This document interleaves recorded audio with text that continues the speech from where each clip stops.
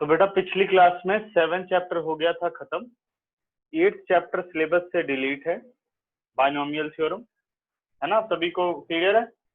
School में बता रखा है कि कोई स्कूल पढ़ा रहा है? तो चैप्टर 10 में चैप्टर 10th पूरा है शायद, है ना? सिद्धांत, चैप्टर 10th में कुछ डिलीट बोला है टीचर ने? नहीं सर, कुछ नहीं बोला अभी तक, तो उसने सारा ही करा दिया। हाँ, चैप्टर 10 पूरा है। और चैप्टर नंबर जो 11 है कॉनिक सेक्शन, उसमें डिलीटेड है, उसमें सिर्फ सर्कल पोर्शन आ रहा है। First exercise yes sir. पूरा नहीं कराया ना? फर्स्ट नहीं एक्सरसाइज सर, आधे पहले एक्सरसाइज कराइए बस। हाँ, बस उसमें उतना ही है। ठीक है, स्ट्रेट लाइन पूरा है। ठीक है, तो स्ट्रेट लाइन आज पढ़ाने चल रहा हूँ। तो चैप्टर 7 तो पूरा हो गया होगा। अब आते हैं हम लोग स्ट्रेट लाइन। बहुत इंपॉर्टेंट चैप्टर है, कोऑर्डिनेट ज्योमेट्री का है ये।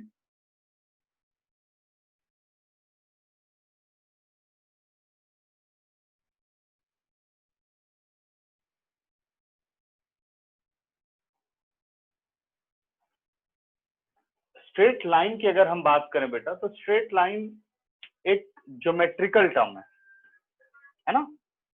बचपन में जब पहली ज्योमेट्री स्टार्ट होती है तो पॉइंट, स्ट्रेट लाइन, ठीक है, लाइन सेगमेंट और रे, इसी तरह से हम पॉइंट, इसी तरह से हम ज्योमेट्री पढ़ते हैं। तो उसी स्ट्रेट लाइन को अब आप कोऑर्डिनेट ज्योमेट्री में पढ़ने चल रहे हो। कोऑर्डिनेट ज्योमेट्री कौन सा पार्ट है? जो हमने 10th क्लास में पढ़ा, distance between 2 point by using distance formula, section formula. ठीक है, सेक्शन फॉर्मूला हमने एक ही पढ़ा था वहां पर, बाय इंटरनल डिवीजन। यहाँ पर एक और पॉइंट आ जाएगा बाय एक्सटर्नल डिवीजन, और दूसरा हमने पॉइंट पढ़ा था वहां पर एरिया ऑफ अ ट्राइंगल। ठीक है, और उनकी बेसिक प्रॉपर्टीज। अब आप स्ट्रेट लाइन की तरफ बढ़ रहे हो, यानी स्ट्रेट लाइन के बारे में आपको समझना है। स्ट्रेट लाइन की जनरल इक्वेशन क्या होती है? अगर आप इक्वेशन की बात करो तो हमने पढ़ा था लीनियर इक्वेशन इन 2 वेरिएबल, याद है? Linear equation in 2 variable 10th class के अंदर, जहां पर कि हमें इक्वेशन गिवन होती है ax plus B Y plus C equal to 0। जब आप इसे ग्राफ पर प्लॉट करते हो तो इसकी फिगर कैसे आती है? एक स्ट्रेट लाइन आती है। अब आपको उसी इक्वेशन को यहाँ पर फाइंड आउट करना होगा कि भाई ये कुछ क्राइटेरियाज गिवन है, कोऑर्डिनेट्स गिवन है, मतलब वहां पे आपको इक्वेशन थी, आप कोऑर्डिनेट निकाल के प्लॉट कर देते थे। अब आपको कुछ सिचुएशंस गिवन होंगी और उस सिचुएशन से आपको पता लगाना होगा कि इस स्ट्रेट लाइन की क्या इक्वेशन है। यही स्ट्रेट लाइन में आप पढ़ने चल रहे हो। ठीक है, तो सबसे पहले 10th के कुछ हम रूल्स रिवाइज कर लेते हैं, जो कि मैं डायरेक्ट ही लिखूंगा। सबसे पहला था अपने पास बच्चों distance formula.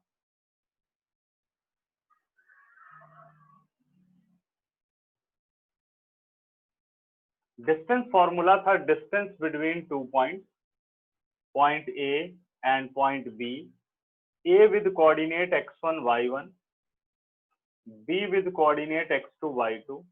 Now AB is root x2 minus x1 whole square plus y2 minus y1 whole square whole root। ठीक है, सेकंड बेटा सेक्शन फॉर्मूला।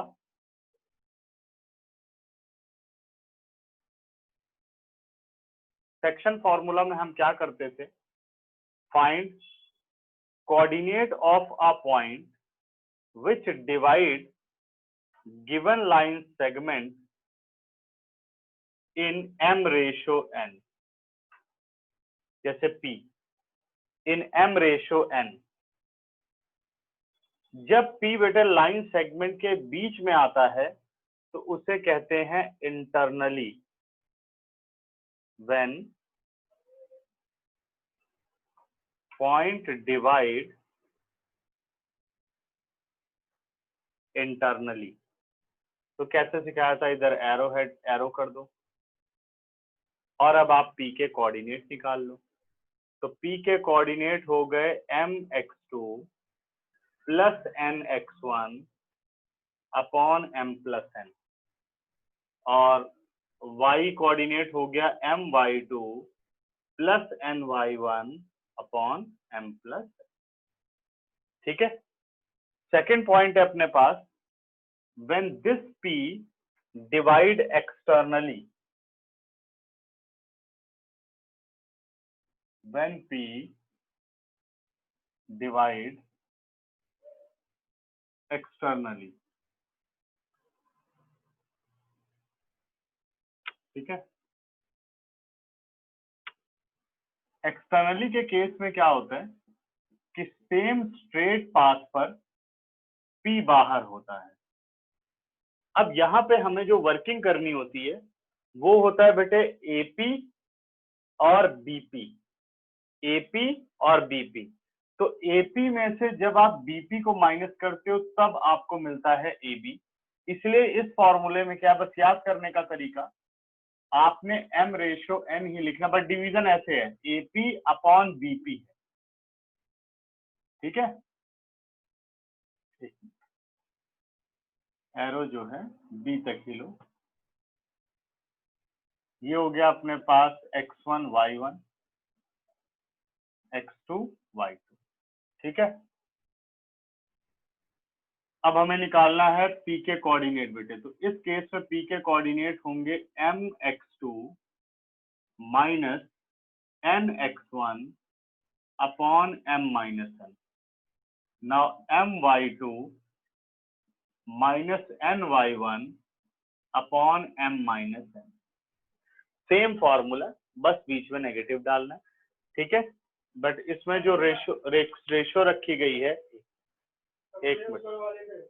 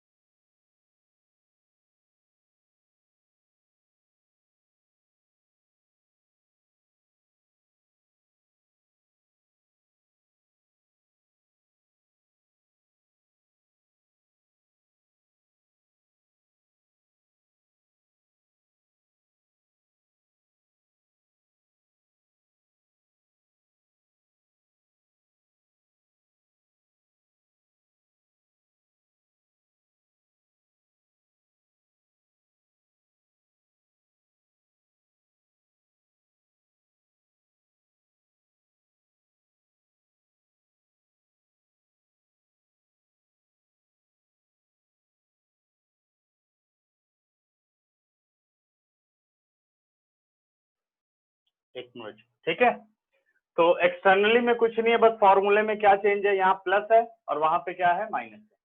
ठीक, और यहाँ रेशियो होती है AP अपॉन PB और वहां रेशियो होती है AP, यहाँ पे जैसे AP अपॉन PB इस तरीके से, यहाँ रेशियो है AP अपॉन PB। तो XY को हमें कवर करना पड़ता है। फॉर्मूला वही जो 10th में किया था, सिमिलर ट्राइंगल लगा करके, या 12th में इसे वेक्टर से भी हम प्रूव करेंगे।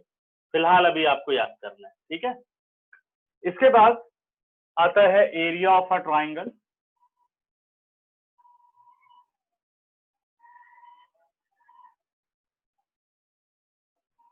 When coordinates are given,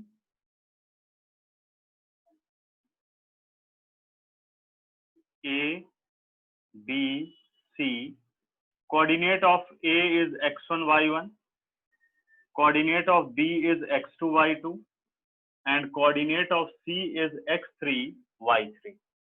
हमें फाइंड आउट करना है area of ABC, area of triangle ABC। बस यहाँ पे एक मॉडुलस सिंबल और यूज कर लो, 1/2 मॉड x1, तरीका वही बेटे, x1 y2 minus y3। 10th में नहीं लिखवाया था क्योंकि मॉडुलस नहीं पढ़ा था, x2 y3 minus y1 plus x3 y1 minus y2 and whole mod, because area can not be negative. अब मॉड के अंदर जब निकलेगा पॉजिटिव रहेगा तो पॉजिटिव ही हो जाएगा, नेगेटिव होगा तो पॉजिटिव हो जाएगा। 0 का मॉड 0 होता है, if area of a triangle is 0 then points are collinear. ये सब बेसिक प्रॉपर्टीज हैं, कुछ लिख नहीं रहा हूं। उसके बाद आता है centroid of a triangle.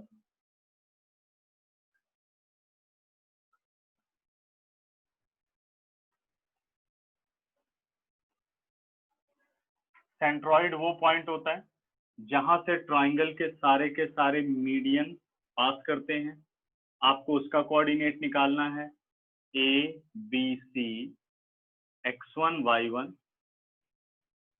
x2 y2, x3 y3, AD BE, और ये हो गया बच्चों CF, और ये हो गया G जो सेंट्रॉइड है। आपको G के कोऑर्डिनेट निकालने हैं, तो it is x1 plus x2 plus x3 upon 3, y1 plus y2 plus y3 upon 3 required solution. Clear हो गया? ठीक है, तो इसका स्क्रीनशॉट ले लो। इसमें तो खैर कोई प्रॉब्लम नहीं होगी, अगर फिर भी कुछ है तो 5 सेकंड दे रहा हूँ, पूछ लो उसमें, और फिर हम आगे बढ़ते हैं। अब हम 11 स्टार्ट करेंगे।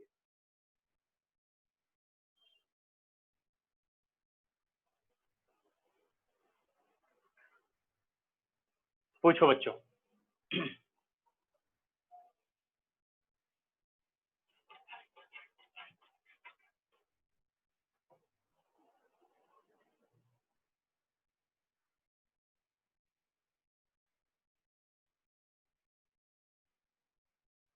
इरेज कर दूं?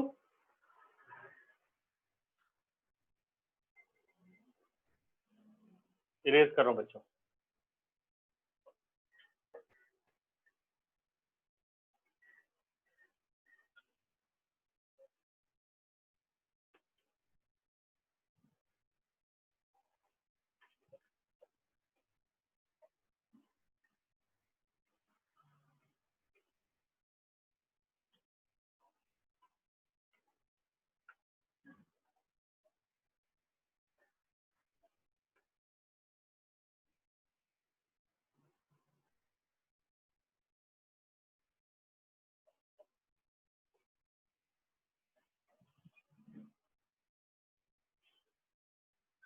इलेवेंथ से हमें पढ़ना बेटा। 11th वाले कंसेप्ट में सबसे पहले हमें आता है slope of a line.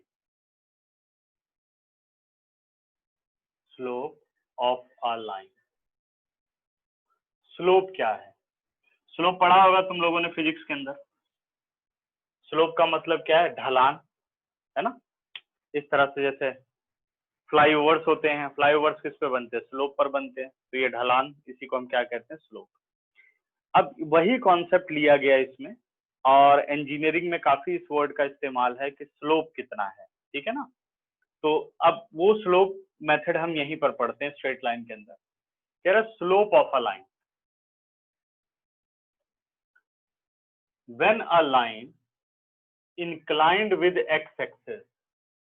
X axis का मतलब ये हो गया कि ये हॉरिजॉन्टल प्लेन है, और अगर वैसे याद रखने के लिए समझा जाए, या प्रैक्टिकली इसका मीनिंग क्या होता है, वो ये है कि एक्स एक्सिस जो है वो अर्थ है, हॉरिजन है, हॉरिजॉन्टल प्लेन, ठीक है। तो if a line inclined with X axis, एक स्ट्रेट लाइन एक्स एक्सिस के साथ इंक्लाइंड है। एक minute,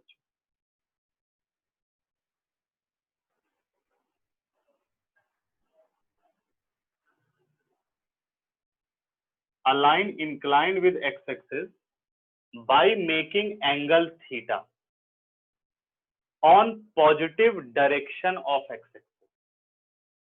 If a line inclined with x-axis by making angle theta in positive direction of x-axis. अब इस पॉजिटिव डायरेक्शन का मतलब क्या है? पॉजिटिव डायरेक्शन का मतलब ये नहीं है कि ये सिर्फ पॉजिटिव साइड पर इंक्लाइंड हो, ठीक है। एक और रफ फिगर आप लोग देखो, मान लो लाइन ऐसे इंक्लाइंड है, अब नेगेटिव इंक्लाइंड है, नेगेटिव एक्स एक्सिस पर इंक्लाइंड है। कह रहा align inclined with X axis by making angle theta in positive direction of x axis. Direction कह रहा है, not on positive of x axis. क्या कह रहा है? Positive direction. तो जब आपने ये एक लाइन बना दी तो इसकी दो एंगल की दो डायरेक्शन है, एक डायरेक्शन ये है और एक डायरेक्शन ये है। तो आप ये देखो पॉजिटिव डायरेक्शन कौन सी है, एक्स एक्सिस की पॉजिटिव साइड की तरफ जो मूवमेंट है वो है पॉजिटिव डायरेक्शन है। जहां हम एक्स एक्सिस के नेगेटिव साइड चल रहे हैं वो नेगेटिव डायरेक्शन है। तो by making angle theta in positive direction, इस थीटा को ही आप कंसीडर करोगे स्लोप के लिए, नेगेटिव डायरेक्शन वाले थीटा को हम कंसीडर नहीं करेंगे। अब जैसे यहाँ चाहे ये नेगेटिव पे बन रहा है कोई फर्क नहीं पड़ रहा, direction towards positive and direction towards negative, what is the angle? This is the angle formed by straight line in positive direction of the x axis. समझ गए? क्लियर? तो अगर ये थीटा है तो ये हो जाएगा 180 माइनस थीटा, लेकिन उसका कोई काम नहीं है। बाई चांस हमें ये एंगल दिया जाए और हमसे स्लोप पूछा जाए तो हमें लीनियर पेयर का यूज करके पॉजिटिव डायरेक्शन वाला एंगल निकालना पड़ेगा। ठीक है? तो टूवर्ड्स पॉजिटिव डायरेक्शन और ये नेगेटिव डायरेक्शन। तो यहाँ पर थीटा को बोला जाता है बेटे angle of inclination, angle of inclination. ठीक है? जो m है सिंबल वो शो करता है slope of a line. m symbol क्या शो करता है? Slope of a line. Now what is the slope? This implies m is equal to tan theta is the slope. ये टर्म हमें learn करनी पड़ेगी कि स्लोप क्या होता है। जो पॉजिटिव एंगल बनाता है, पॉजिटिव डायरेक्शन की तरफ जो एंगल बनाता है लाइन, उसका टेंजेंट जो आंसर देगा वो कहेगा कि ये इसका स्लोप है, मतलब उसे रियल नंबर में वो कन्वर्ट कर देगा। ठीक है ना? करेक्ट? अब अगर मैं बात करूं, ठीक है, थीटा की रेंज क्या होगी? Where theta is greater than equal to 0 degree but less than equal to 180 degree. और क्या कह सकते हैं बेटे? Greater than equal to 0 but less than equal to pi. अब यही रेंज क्यों रखी गई इस बात को समझते हैं, और टेंजेंट को ही क्यों लिया गया?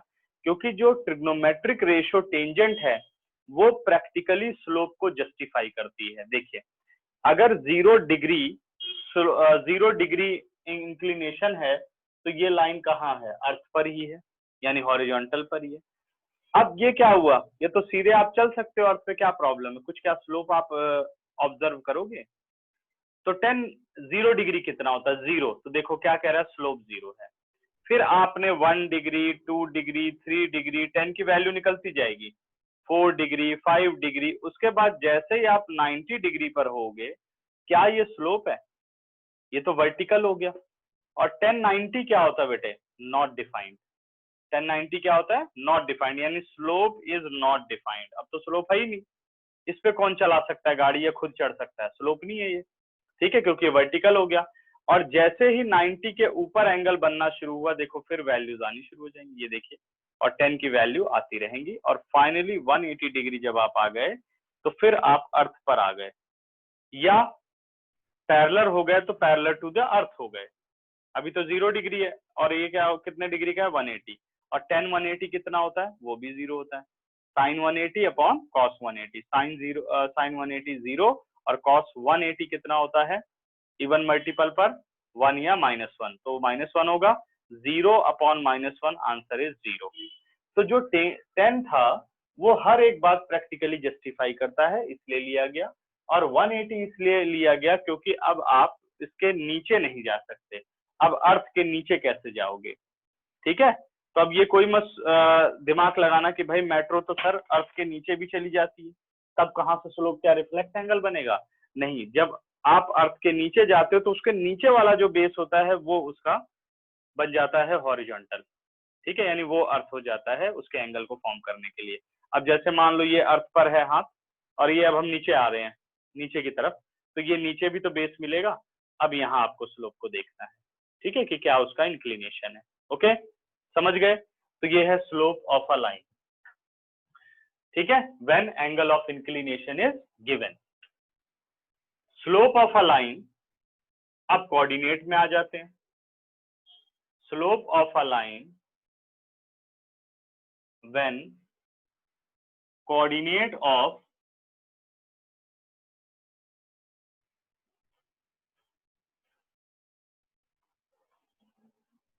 One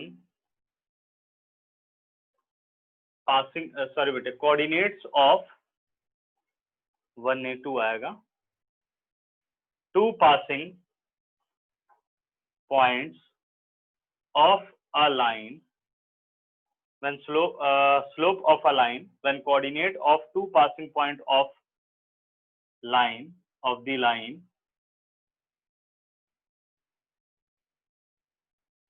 line is given। कह रहा क्या स्लोप होगा अगर हमें 2 पॉइंट जो लाइन पे लाई करते हैं उनके कोऑर्डिनेट गिवन हो, तो स्लोप क्या आएगा। अब स्लोप का बेसिक मिल चुका है, ये हमें लर्न करना है कि भाई ये इसलिए मानना पड़ेगा, ये एक टर्म है, लेकिन बाकी की चीजें इसकी हेल्प से प्रूफ की जा सकती, ठीक है। अब अगर 2 पासिंग पॉइंट के आपको कोऑर्डिनेट गिवन हो तो आप स्लोप कैसे निकालेंगे।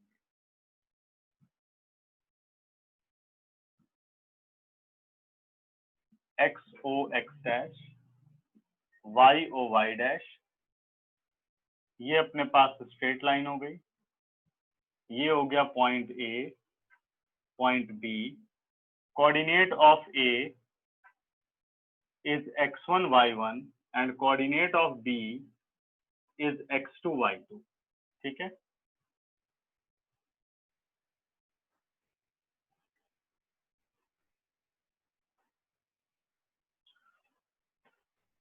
सपोज ये लाइन, अभी उसने थीटा नहीं दिया, हमने मान लिया कि सपोज ये लाइन एंगल थीटा बनाती है, ठीक है। ए को थोड़ा आगे ले लेते हैं, यहां मान लेते हैं। Draw perpendicular from A to the X axis, ये पॉइंट सपोज हो गया एम, बी से हमने परपेंडिकुलर बना दिया, ये पॉइंट हो गया एन, ठीक है। अब इनकी ज्योमेट्री डिफाइन कर देते हैं, पढ़ाया था तुम लोगों को। तो what about O M, O M is x1, सबको क्लियर है। और what about A M is y1, सिर्फ पॉइंट को देखना है, ठीक है। x1 y1 क्या कहता है, the point A is x1 unit from the y axis, जो x कोऑर्डिनेट है, and coordinate y1 is a distance of point A from the x axis. ऐसे ही अगर मैं bn की बात करूं तो ये पॉइंट अपने पास x2 आ जाएगा, सॉरी बेटे ON की बात करूं और BN की बात करूं तो ये पॉइंट अपने पास y2 आ जाएगा, ठीक है। और यहां से हमने parallel to the X axis एक लाइन बनाई, सपोज ये पॉइंट P हो गया, तो what about PN, PN is y1, PN कितना हो गया y1। अगर PN y1 है तो what about BP, BP is y2 minus y1, clear. अगर ये एंगल थीटा है तो ये एंगल भी क्या होगा, theta, by corresponding angle property, by corresponding angle property, lines are parallel और ये अपने पास क्या हो गई, टेंजेंट, ठीक है, ट्रांसवर्सल, सॉरी बच्चों, ट्रांसवर्सल। तो what is the slope, m is equal to tan theta, यही स्लोप होगा इस लाइन का। This implies m is equal to what about tan theta. अगर हम बात करें ट्राइंगल में, इन ट्राइंगल APB, APB में अगर मैं बात करूं तो tan थीटा क्या कहेगा, perpendicular upon base, tan theta is perpendicular upon base. एक मिनट बच्चों,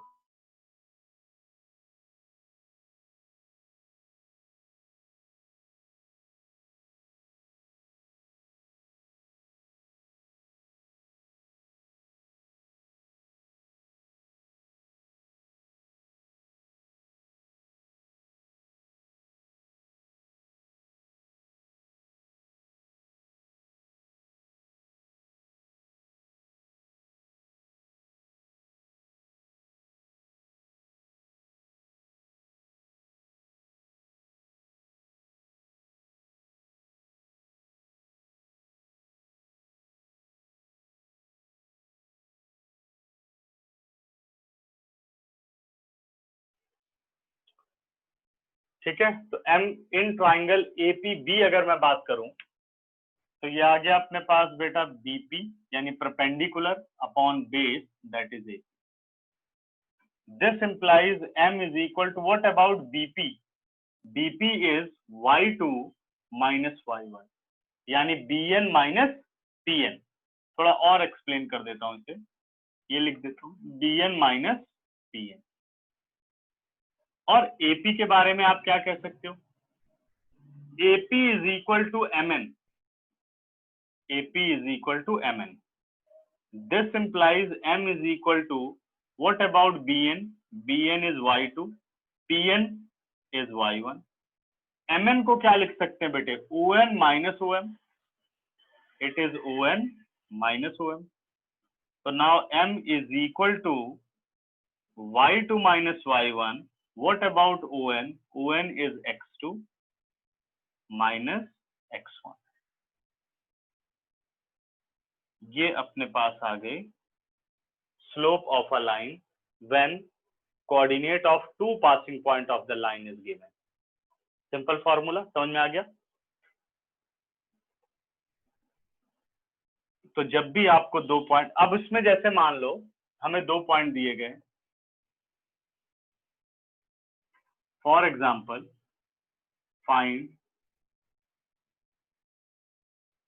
slope of P Q with P 2 3 and Q 4 5। हमें पी क्यू का स्लोप निकालना है। क्या निकालना है? पी क्यू का स्लोप। अब आप चाहे इसे x1 y1 ले लो, इसे x2 y ले लो, या इसे x2 y2 ले लो, इसे x1 y1 लो, कोई फर्क नहीं पड़ता। लेकिन जहां से आप सब्ट्रैक्शन शुरू करोगे वही आपको कंटिन्यू रखना है। जैसे मैं कर रहा हूँ 3 माइनस 5, तो नीचे 2 माइनस 4 होना चाहिए, उल्टा नहीं। क्योंकि अब देखो माइनस कॉमन ले लो तो यही फॉर्मूला हो गया y1 minus y2 upon x1 minus x2। कोई फर्क नहीं पड़ेगा, ठीक है, स्लोप सेम आएगा। बाकी ये लर्न करने के लिए होता है। y2 मतलब हम ऐसे याद करते हैं, ए बी चाहिए तो head minus tail, B minus A कर दो, तो एक पैटर्न सा बन जाता है। अब जैसे स्लोप ऑफ पी क्यू चाहिए तो क्यू माइनस बी, ठीक है, स्लोप ऑफ पी क्यू। तो ये आ गया y2 माइनस y1 यानी 5 minus 3 upon x2 minus x1। This is 2/2। Slope कितना आ गया बच्चों? 1। अब इसी क्वेश्चन में ये भी पूछ लेता है सपोज कि what are the angle of inclination of the line with X axis. अब स्लोप आपको मिल गया, एंगल ऑफ इंक्लिनेशन अगर निकालने को बोला जाए, लेकिन वो ऐसे केस में बोलेगा जितनी स्टैंडर्ड वैल्यूज है, बाकियों में नहीं बोलेगा, ठीक है, क्योंकि स्टैंडर्ड वैल्यू के अलावा अपने सिलेबस में वैल्यूज नहीं है। This implies tan theta is equal to 1 अगर एंगल की बात कर दे। अब देखो tan थीटा 1 कब होता है? This implies tan theta is equal to tan pi by 4, 45 पर 1 होता है। अब जरा प्रिंसिपल सॉल्यूशन की तरफ चलो। tan पॉजिटिव है तो tan फर्स्ट क्वाड्रेंट में भी पॉजिटिव होता है, और tan कौन से क्वाड्रेंट में पॉजिटिव होता है? थर्ड में। तो क्या हम थर्ड की तरफ जाएंगे? अगर हम बेटे स्लोप ऑफ अ लाइन की बात कर रहे हैं तो एंगल ऑफ इंक्लिनेशन की रेंज कितनी है? 0 से पाई, तो हम थर्ड में तो जाएंगे ही। तो ये कहाँ निकल के आ जाएगा? फर्स्ट क्वाड्रेंट में। This implies theta is equal to pi by 4, तो हमने एंगल ऑफ इंक्लिनेशन भी बता दिया। इस तरह के कुछ क्वेश्चन 1 मार्क के बनते हैं। क्लियर? 10 सेकंड दे रहा हूँ, सब कुछ अच्छी तरीके से समझ लो, और कोई डाउट हो तो डिस्कस करो।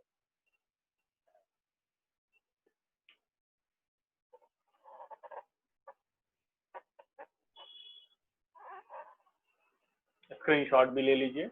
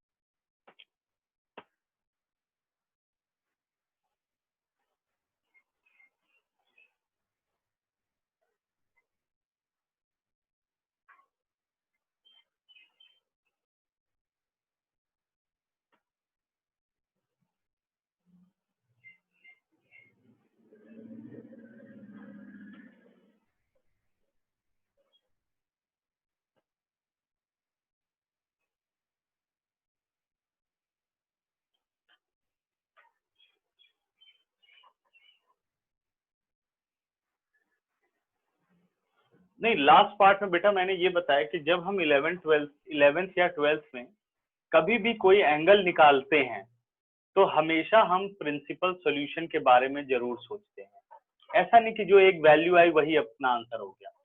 सपोज यही आपको मिल जाता -1 स्लोप, तो ये आपका सेकंड क्वाड्रेंट में जाता। tan theta is equal to -1, tan theta is equal to -10 π/4। अब देखो tan नेगेटिव कौन से क्वाड्रेंट में होता है, तो आपने कहा tan नेगेटिव इन क्वाड्रेंट सेकंड और इन क्वाड्रेंट फोर्थ, तो आपको फोर्थ में नहीं निकालना। यही ट्रिगो का क्वेश्चन होता तो आप निकालते। अभी आप क्यों नहीं निकाल रहे हो फोर्थ में? क्योंकि आप जिस थीटा के बारे में बात कर रहे हो वो थीटा कोई एक जनरल एंगल नहीं है, वो थीटा है स्लोप का एंगल ऑफ इंक्लिनेशन। और एंगल ऑफ इंक्लिनेशन का जो रेंज है वो 0 से लेकर के पाई तक है। तो आप फर्स्ट क्वाड्रेंट और सेकंड क्वाड्रेंट के अलावा कहीं और नहीं जा सकते। इसलिए प्रिंसिपल तो सोचना ही है सब में, फिर देखना होगा कि वो प्रिंसिपल सॉल्यूशन के हिसाब से क्राइटेरिया आ रहा है। तो इस क्राइटेरिया और प्रिंसिपल सॉल्यूशन को साथ में कंबाइन करके आपका फाइनल आंसर होगा। क्लियर हुआ?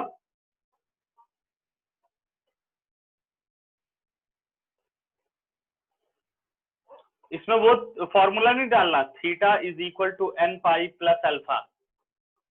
ये जनरल थीटा नहीं है बेटा, इस थीटा की एक रेंज है 0 से पाई। तो आपको एक ही आंसर इसमें मिलेगा, दो आंसर कभी नहीं मिलेंगे, ठीक है? या उससे ज्यादा आंसर आपको नहीं मिलेंगे। ठीक, डन, स्क्रीनशॉट ले लिया, चले आगे।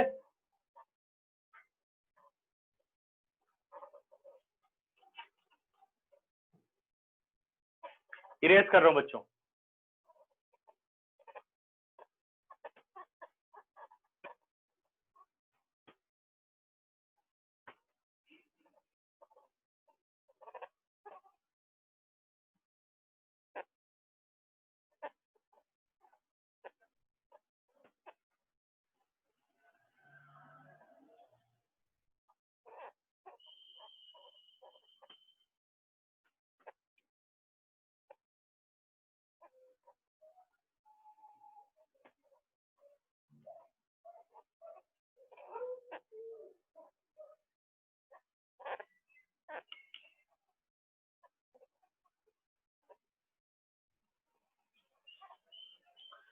अब स्लोप नेगेटिव, हाँ बिल्कुल नेगेटिव हो सकता है बेटा। Slope is any real number.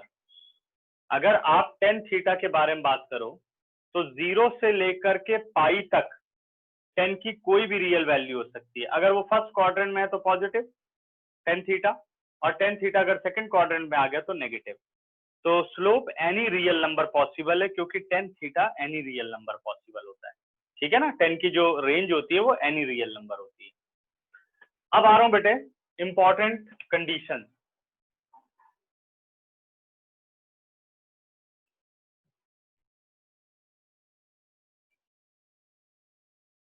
Important conditions क्या है? First condition,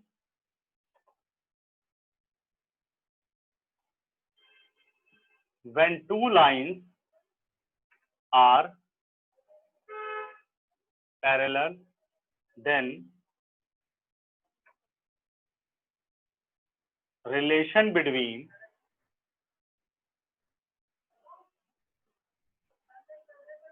their slopes।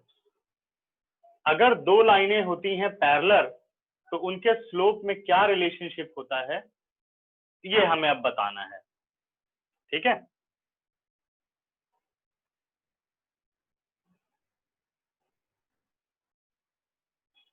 X O x dash, Y O Y dash. एक लाइन अपने पास L1 हो गई,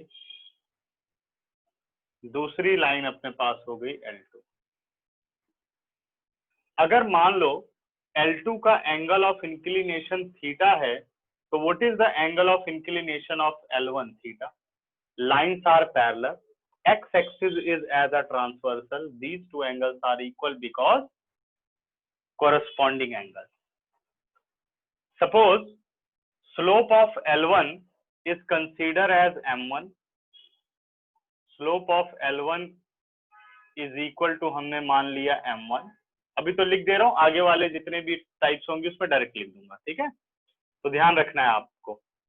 slope of L2 is considered as M2. तो what is the slope of L1? Angle of inclination आपके पास है, M1 is tan theta. What is the slope of M2? उसका भी एंगल ऑफ इंक्लिनेशन है, वो भी थीटा हो गया. This implies slope M1 is equal to slope M2. Conclusion क्या निकला? If two lines are parallel, then their slopes are equal and converse is also true.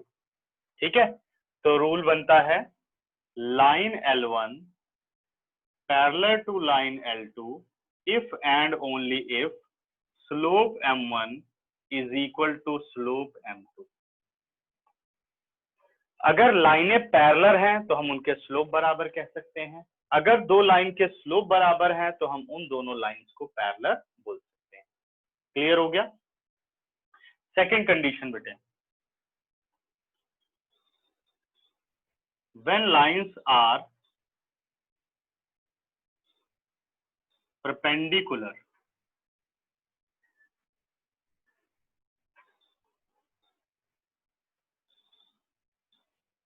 then relation between their slopes. जब लाइनें हो perpendicular तो उनके slope में क्या relationship होगा, ये अब हमें समझना है. ठीक है,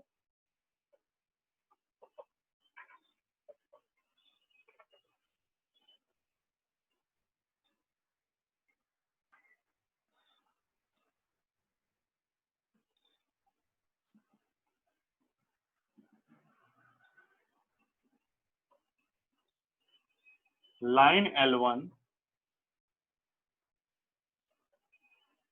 एंड लाइन L2 और ये दोनों एक दूसरे पर परपेंडिकुलर है.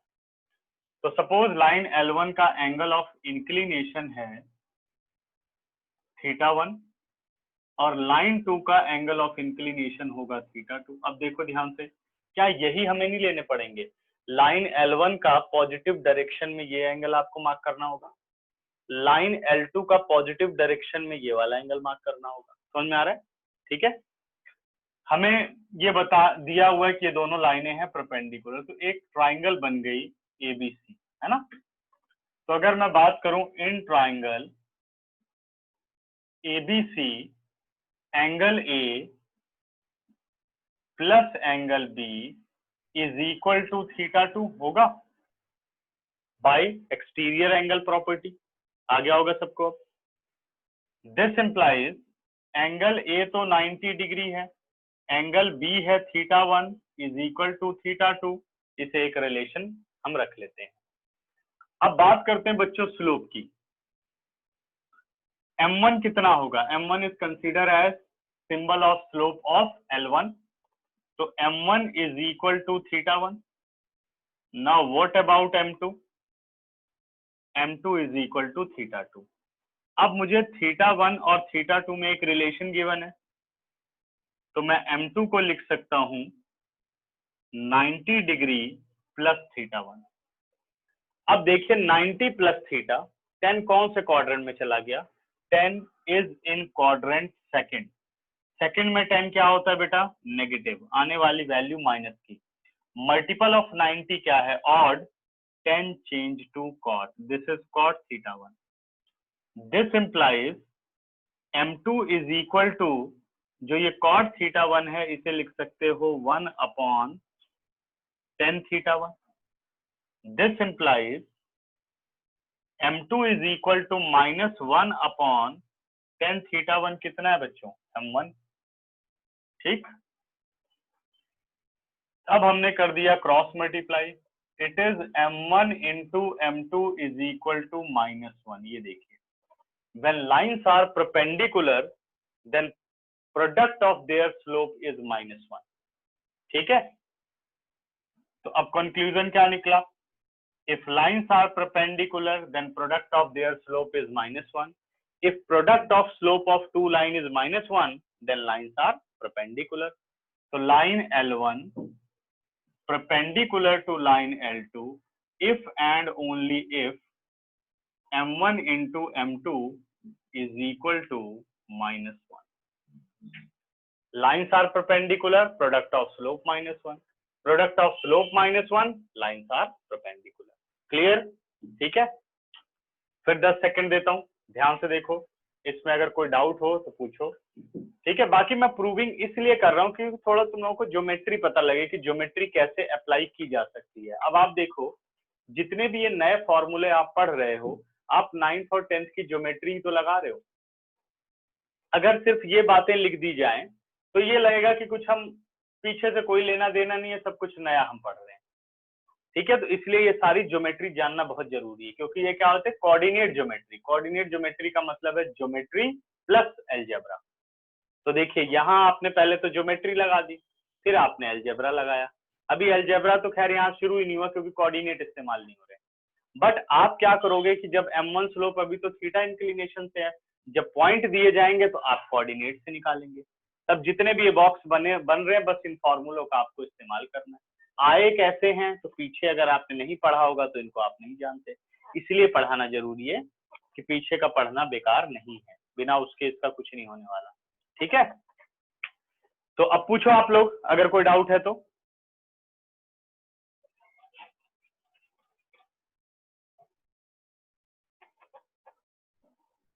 स्क्रीनशॉट ले लो बच्चों।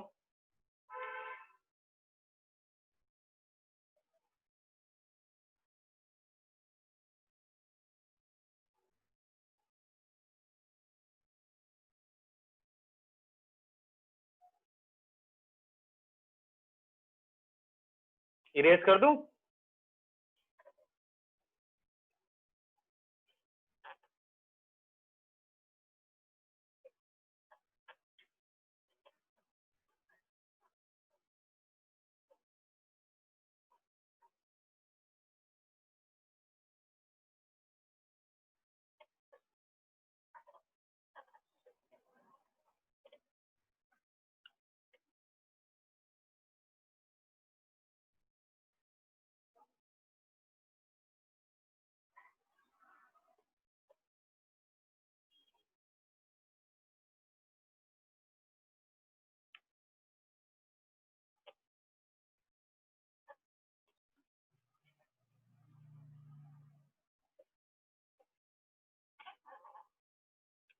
अब आ रहा हूं बच्चों, एंगल बिटवीन टू लाइन।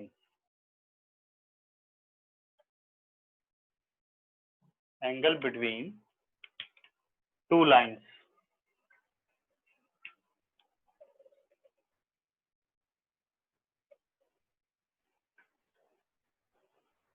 अब दो लाइन के बीच में एंगल कब बनता है? जब लाइन इंटरसेक्ट करती हैं, तभी उनके बीच में एंगल बनता है।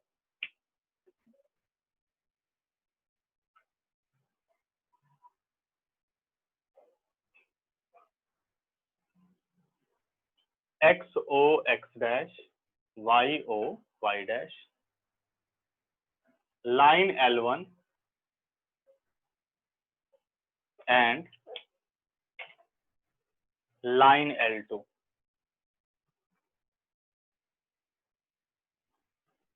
अब इनके बीच में, एक मिनट थोड़ा इसे मैं डार्क कर दूं।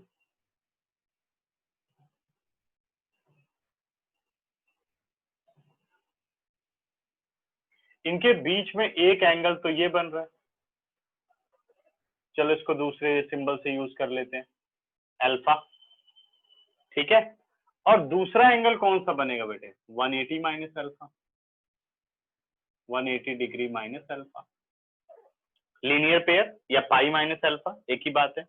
इसके अलावा दूसरा नेचर नहीं हो सकता, क्योंकि ये दोनों एंगल बराबर वर्टिकली अपोजिट एंगल, ये दोनों एंगल बराबर वर्टिकली अपोजिट एंगल, चार एंगल बन रहे हैं जिसमें ये दो और ये दो हैं बराबर। तो टू टाइप्स हो गए, एक अल्फा और एक 180 माइनस अल्फा। अगर अल्फा मिल जाए तो आप दूसरा बड़े आराम से निकाल लोगे, 180 माइनस अल्फा। ठीक है, तो सपोज लाइन L1 का एंगल ऑफ इंक्लिनेशन हो गया θ1 और लाइन L2 का एंगल ऑफ इंक्लिनेशन हो गया θ2। ये बातें मतलब स्लोप आपको पता है, if slope of line is given, और कुछ या ऐसी कंडीशन है जिससे आप स्लोप को निकाल सकते हो, तो आप एंगल बिटवीन टू लाइंस बताओ क्या होगा, एंगल होगा भी कि नहीं होगा। अब जैसे मान लो पैरेलल है तो डायरेक्ट ही पता चल जाएगा, जैसे स्लोप निकलेगा दोनों बराबर हो जाएंगे, कोई एंगल नहीं है दोनों के बीच में, ठीक है, 0 डिग्री है, समझ गए। और अगर स्लोप डिफरेंट आए तो यानी लाइनें इंटरसेक्ट जरूर कर रही है, क्योंकि 2D में दो ही सिचुएशन होती है लाइंस की, या तो लाइंस पैरेलल होती हैं या लाइंस इंटरसेक्टिंग होती हैं। लाइंस का 90 डिग्री पर होना भी एंगल बिटवीन टू लाइंस आपको बताता है वो कितना है, 90 डिग्री है, ठीक है ना। दो ही सिचुएशन होती है 2D में, ये 2 डायमेंशनल ज्योमेट्री है ये। अब बात करते हैं स्लोप की। तो अगर मैं लाइन L1 का स्लोप निकालूं विच इज M1, तो ये बन गया बच्चों tan θ1। लाइन L2 का स्लोप निकालूं तो ये आ गया tan θ2। अब मुझे तो अल्फा चाहिए। अब सोचो कि ये अल्फा कैसे इन θ1 θ2 से रिलेट कर सकता है, तो because alpha plus θ1 is equal to θ2, ठीक है। मुझे इसका रीजन लिखने की जरूरत नहीं है, मैं समझता हूं। this plus this is equal to that because exterior angle. This implies alpha is equal to θ2 minus θ1, correct. क्यों ऐसा किया, क्योंकि आपको अल्फा चाहिए और θ1 θ2 से काम नहीं चलेगा, हमें tan चाहिए, तब आप उन्हें स्लोप की फॉर्म में बदल पाओगे। तो ये एक साथ कर दिया। This implies taking tangent on both sides, tan alpha is equal to tan θ2 minus θ1, सही है। नाउ दिस implies, अब सिद्धांत तुम लोगों के स्कूल में त्रिकोणी पढ़ाई होगी अभी, तो सेकंड टर्म में देंगे, है ना। Yes sir. हाँ, और स्ट्रेट लाइन पढ़ा दी, ये सोच लो स्कूल की क्या हालत है, ये डायरेक्ट लिख दिया होगा, याद कर लो, है ना। एंगल बिटवीन टू लाइंस, बस यही गड़बड़ है सभी स्कूलों की। अब tan θ2 माइनस θ1, अब फॉर्मूला किसका है, tan a माइनस बी का, tan a माइनस बी का। तो ये आ गया tan θ2 minus tan θ1 upon 1 plus tan θ2 into tan θ1। tan alpha किसके बराबर हो गया, tan θ2 minus tan θ1 upon 1 plus tan θ2 into tan θ1। यही फॉर्मूला होता है, tan a minus tan b upon 1 plus tan a into tan b। This implies tan alpha is equal to tan θ2 किसके बराबर हुआ, m2 के बराबर हुआ, पुट कर दिया, माइनस tan θ1 m1 के बराबर हो गया, और upon 1 plus m2 into m1, ये अपने पास tan अल्फा आ गया। अगर tan अल्फा ये आ रहा है तो दूसरा एंगल कैसे निकलेगा, ठीक है। अब हम दूसरे एंगल की बात कर लेते हैं। What is the value of tan 180 degree minus alpha, because tan in quadrant second, second में तो tan क्या होगा, नेगेटिव होगा। मल्टीपल ऑफ 90 क्या है बच्चों, मल्टीपल ऑफ 90 है इवन, तो tan इज नॉट चेंज, ये आ गया माइनस tan अल्फा। अब आपके पास tan अल्फा की वैल्यू है, it is minus m2 minus m1 upon 1 plus m1 into m2। तो इसने क्या बताया कि जो एंगल है वो या तो ये नेगेटिव वाला आएगा या ये पॉजिटिव वाला आएगा।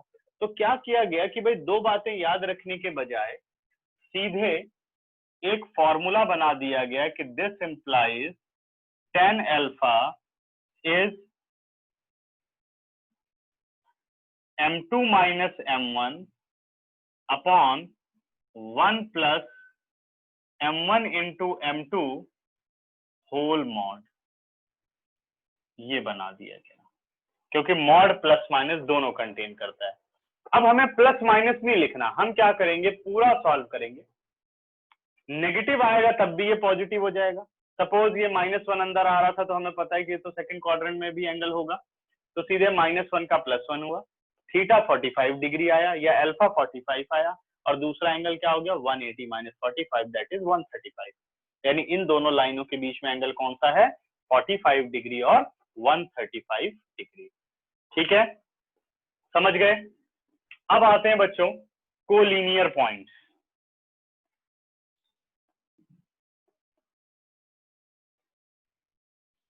कोलिनियर पॉइंट्स की क्या डेफिनेशन है?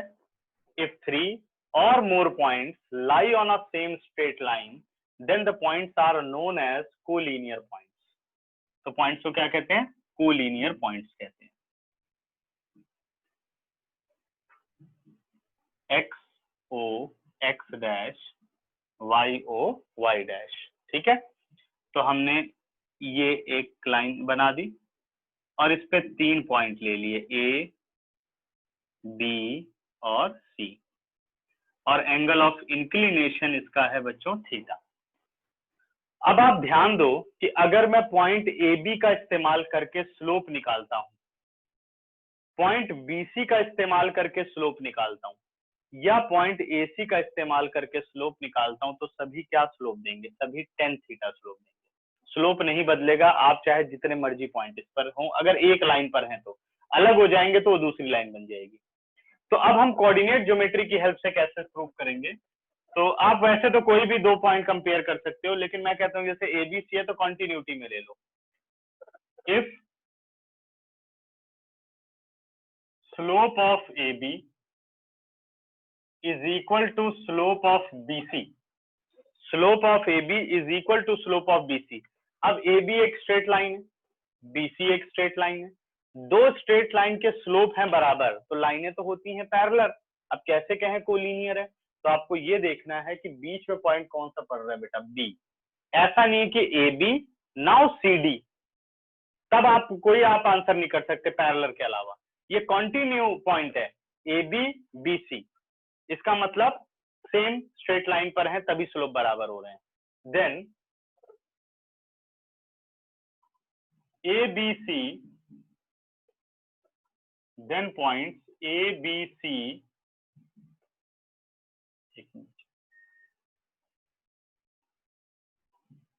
Are collinear points, and converse is also true. If ABC are collinear, then slope of AB is equal to slope of BC also is equal to slope of AC. But यही pattern ज्यादा ठीक रहता है, slope of AB is equal to slope of BC। तो अब हमें slope से collinear proof करना भी आएगा कि prove that these points are collinear. तो उसमें हम 10th क्लास का मेथड नहीं इस्तेमाल करेंगे, हम 11th का ही मेथड इस्तेमाल करेंगे। ठीक है, समझ गए सभी? ओके, तो पहली एक्सरसाइज के लिए सारे बेसिक कॉन्सेप्ट्स आपके हो गए खत्म। अब आप को 10 सेकंड दे रहा हूं, इसमें कुछ पूछना चाहो तो आप पूछ सकते हो और स्क्रीनशॉट लो इसका। तो यही प्रॉब्लम है स्कूलों की,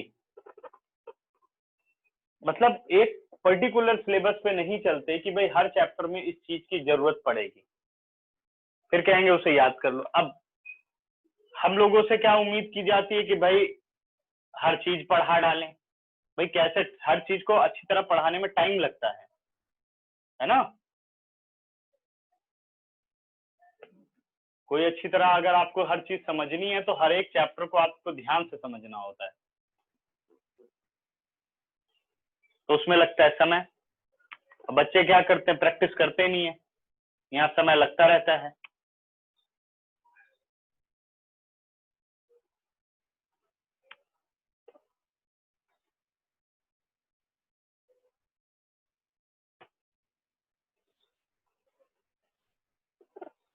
तो 11th में ये बहुत बड़ी दिक्कत है, सबको अपने अपना सिलेबस चाहिए। तो लेकिन कभी ये चीज मत सोचो कि अपना अपना सिलेबस के चक्कर में पढ़ोगे तो कभी नहीं पढ़ पाओगे, वहां बहुत झंझट है स्कूलों का। अच्छी तरह से सीक्वेंस में पढ़ो, चाहे नंबर कम आए कोई बात नहीं, अपनी सेटिस्फेक्शन सबसे बड़ी सेटिस्फेक्शन होती है। अब अभी देखो जितने भी नंबर हैं, आप कितनी मेहनत कर लो ईमानदारी से, लेकिन इतने सारे बेईमान उसमें बैठे हैं जो गड़बड़ कर रहे हैं और नंबर ला रहे हैं। क्या ऑनलाइन में बड़े अच्छे अच्छे नंबर आ रहे हैं, है ना? एक बच्चे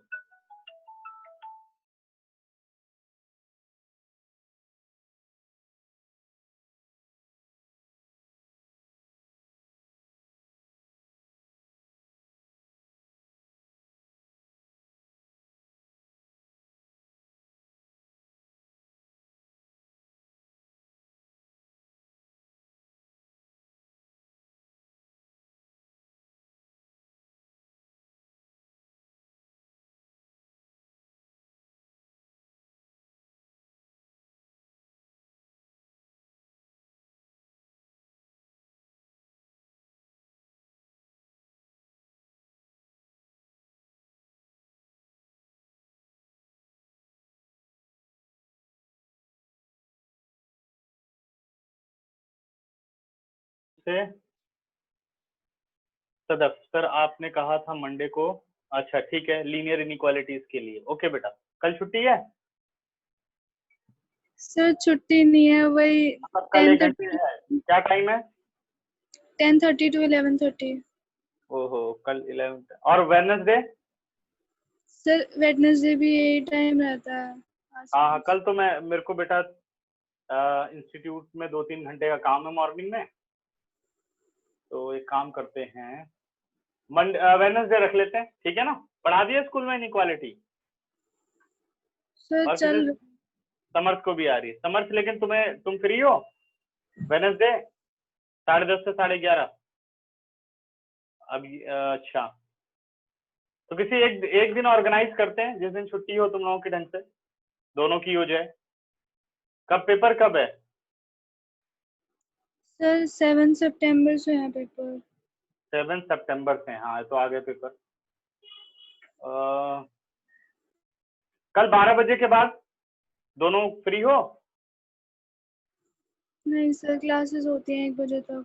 1 बजे फ्री हो जाओ, 1 से 2 पढ़ा देता हूँ।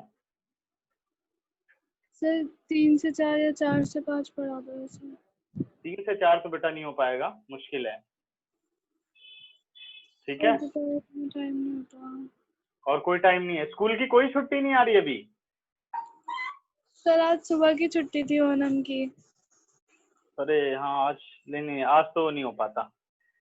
आज एक मीटिंग थी मेरी, तो 3-4 घंटे की तो वही थी आज सुबह। 3 बजे के बाद सर, 3 बजे के बाद 3 बजे के बाद कैसे होगा? चल देखता हूँ, अगर कल 4 से 5 हुआ ना तो एक बार व्हाट्सएप करके मेरे को याद दिलाना, तो कल 4 से 5 देखते हैं, हो जाए तो कर दूंगा, ठीक है? Okay sir. Okay yes sir. Sir ठीक। हाँ जी बच्चे। सर आप ये चैप्टर पूरा पढ़ाओगे? ये तो पूरा ही आएगा बच्चे।